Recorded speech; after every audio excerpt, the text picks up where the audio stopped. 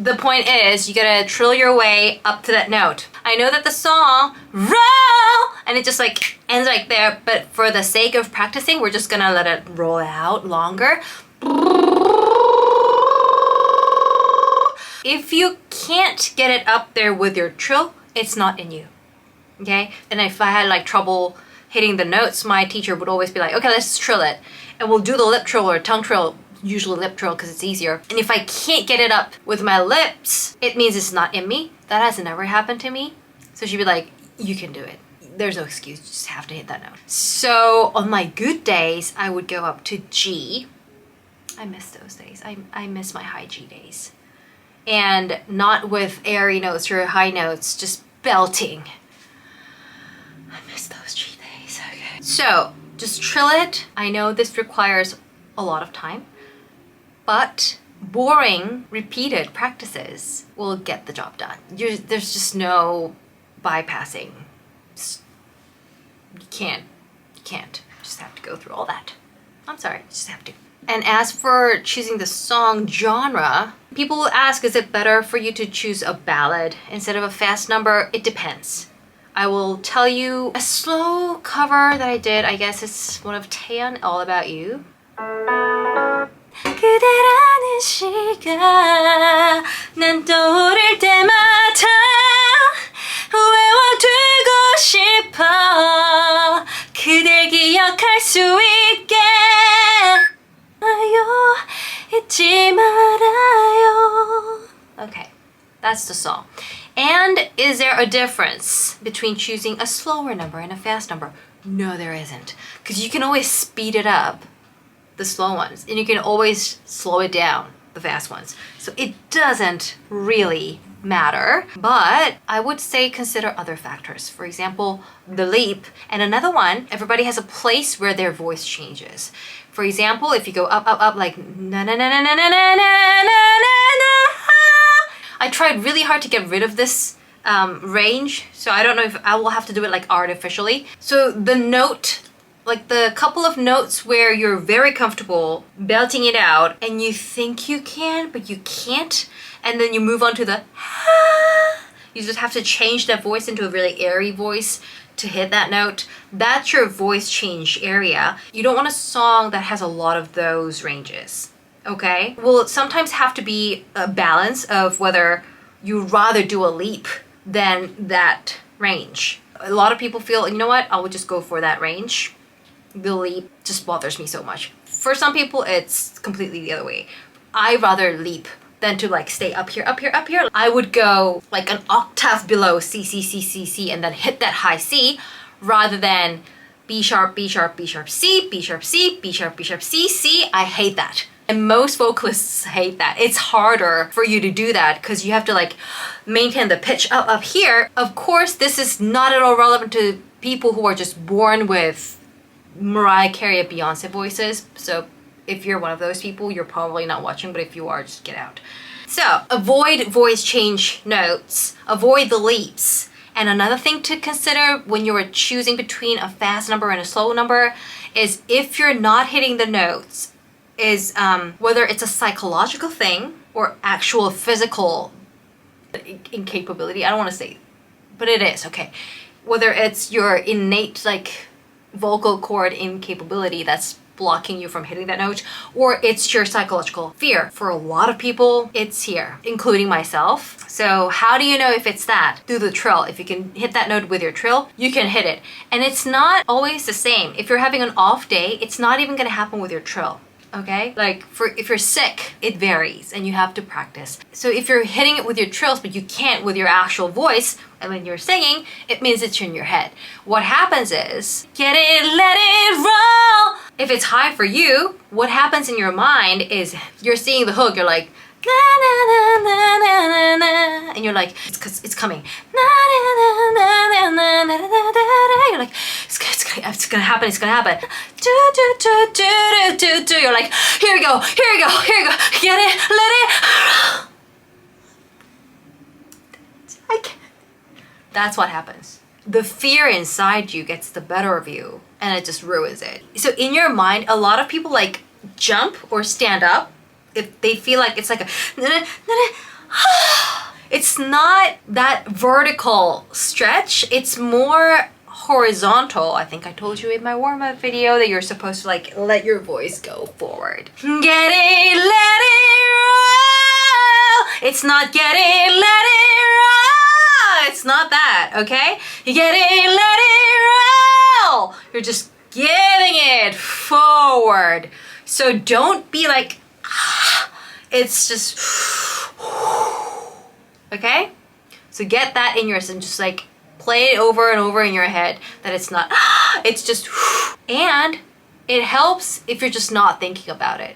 Listeners can tell, especially, let's say you're preparing an audition. The vocal trainers and the producers, they can tell. They can so tell. So like when you were singing the hook, sidestep right left to my beat, I like the moon rock with me, baby. We can tell if you're going into that side step, like you're going into that side step and having fun, or if you're like, how am I gonna do that again? Am I gonna hit that roll? Am I? If you have that going in your head as you're seeing side step right, we can tell, okay? So it's really important to not let that fear get the best of you. And this helps if you are a dancer more than a singer. It always helped to sing a faster number. But this only makes sense if you're really comfortable with singing a faster song. People who cannot sing fast numbers are usually not good dancers. Have a problem just like following the beat. If you can't like breathe properly in between the fast bars, whatever techniques are involved in a fast number, what happens is you're singing with the beat, but it sounds really sad because you're singing like it's a ballad. It's a completely different technique. So if you think you are a better dancer, you already have that in you, like when to, it just feels like I'm giving you more homework, like be a better dancer to sing a dance number. But that's just how it is, I'm sorry. So what I used to do is I would always do better on live stages, because I'm not thinking about how to hit that note. I'm just having a lot of fun on stage because I'm dancing. I'm a good dancer. I don't have to worry about what I look like to other people when I'm dancing because I know I look good. So I'm like, I'm dancing, I'm having fun, look at my move, check me out, and I'm hitting the high notes. Oh, I did it. So that would always work to my favor. So if you are more of a dancer than a vocalist, pick a fast number and dance as you sing it. Just like dance your way through the high notes. But if you're more conscious of your dancing, this is not gonna work for you. Just start with your ballad. And if you're a beginner, dance or sing, you just don't know what you're good at, go with a slower number. What else? Oh, I have to remind you to not pick up a bad habit when you're practicing high notes. So this is what happens if you can kind of hit that note, but you don't want to do all the basics and get through the practicing, then you will develop a bad habit. Some people can get away with it. And if you can, and nobody notices, good for you. I used to have nobody, like not even my vocal teacher. I would do this and she'd be like, was it a full belt? I'm like, no. And she's like, you know what, just do it. Cause you can fool me, just do that. So what happens is, I don't know what it's called in English. Let me look it up. So it's like a fake falsetto. I don't think they have it in English. It's a fake falsetto. And what you do is, you know how you're supposed to either get it, let it roll, like belt it out, or get it, let it roll, roll. That's the airy falsetto, which is nice on its own, but you don't wanna sing a whole song this way. And what you do is you can mix the two and just push it through so you're pushing the falsetto with a lot of air. So let me control the valve of my breathing so you can tell the difference of how much air goes into my falsetto and whether you can tell it's a falsetto or not. When I put a lot of air into my falsetto, you can totally tell it's a falsetto. And if I can put a little more force on it, It's a strong falsetto. And you can oomph it through a little more. You can totally still tell it's a falsetto, even if I am putting a lot of force on it. So this would be like 40% of the strength I would use, as opposed to like a 95% force I would use if I want to fake it. Get it, let it roll! Get it, let it roll! Yeah, that was a falsetto. It's not as good as I used to do it. I would put a lot more force on it, and 99% of the time I would get the job done. Nobody would know that I was doing a falsetto. I hated this habit, so I tried really hard to get rid of it. You guys are just making me do all the bad stuff that I used to do. So because I was so good at it, I can always pick it up when artists are doing it, like if they're having an off day, or they just do it and make it their thing. I think most well-known singer who does that would be Boa. I really like her mid-range notes. I hate it when she does those false falsetto high notes. It's just, some musical singers do this too. It's just not a habit that you want to know. If you don't have it and you don't know how to do it, don't do it. But if you're already doing this, you know what I'm talking about. Stop it. It's not good. It's not good in a sense that it doesn't represent your actual, I mean, it's your voice, but it's, I don't know. I always just felt it was just, you can just do so much better expression-wise and technique-wise if you're going for a full-on belt or a proper falsetto rather than something between. It's just terrible. I hate that. Don't do it. Fix it. A lot of warm-up practice. You can get it up there, okay? What's really frustrating about vocal practice is it's never a gradual linear development. It will just be like, and you're like, I want to kill myself. Whoop.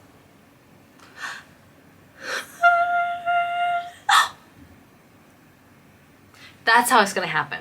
Okay, so you just have to persevere and keep practicing. Like during this period, you just have to keep at it. I mean, personally, I never had to motivate myself during this period, because if you love it so much, nothing's gonna stop. It's frustrating, but that would never discourage me from practicing. Last tip. Last tip.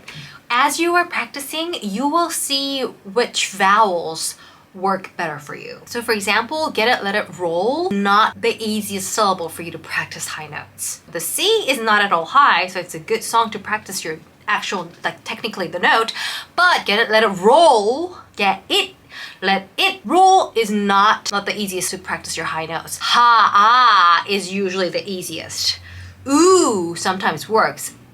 E is the worst syllable to practice your higher notes. And as a lyricist, I would sometimes get requests from the A&R's producers if we're writing lyrics for a specific artist, which usually is the case. They'd be like, you know what, the lead singer of this group, she just can't hit the note with a ooh. So make sure that when you're writing the lyrics for this bridge, you're not ending the high note with a ooh. And even if you don't really get that request, I don't think you will have a really good chance of getting your lyrics picked if you're making the singer go through hell and sing the high bridge with a ooh, ooh, ooh, ee, no.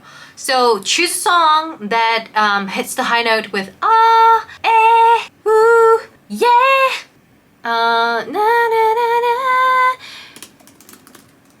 I think the Girls' Generation debut single has a really good ah. 사랑해 널 이 느낌 이대로 그려왔던 헤매임의 끝. Even if it's a 임의 끝, you're not really closing your mouth, so it's easier than actual E. Because the pronunciations are connected, it's not as closing or pressuring your vocal cords. 안녕.